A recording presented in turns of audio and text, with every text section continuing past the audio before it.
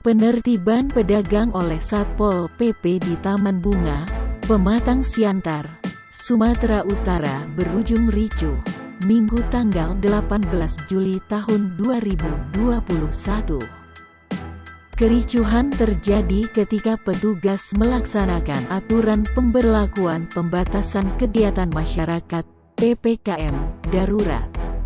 Aksi kericuhan tersebut sempat terekam kamera warga kemudian viral di media sosial. Dalam video amatir yang direkam oleh warga, terlihat sebuah mobil dinas Satpol PP tengah berhenti di tengah jalan. Tiba-tiba datang seorang pria dan wanita menggunakan sepeda motor mendekati petugas Satpol PP yang sedang menyetir mobil. Setelah turun dari motor, pria yang mengenakan baju putih itu langsung mengamuk dan menyerang petugas.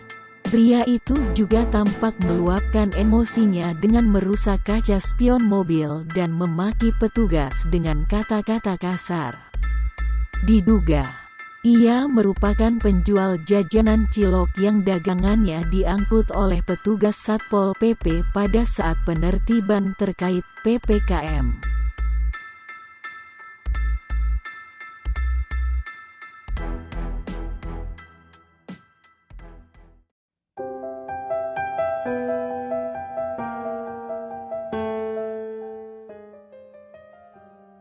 Sapi berukuran besar dengan bobot kurang lebih setengah ton, terperosok ke dalam selokan yang berada di Komplek Taman Mangu Indah, Pondok Aren, Tangerang Selatan, Banten pada Selasa, tanggal 20 Juli tahun 2021.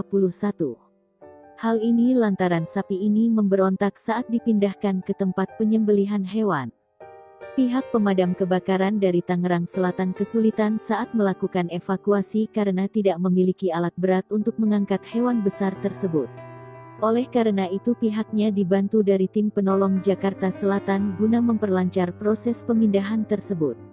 Evakuasi berjalan dramatis dan memakan waktu kurang lebih 1 jam. Sempitnya selokan dan cukup dalamnya irigasi ini membuat para petugas berhati-hati saat mengangkat sapi berukuran besar ini.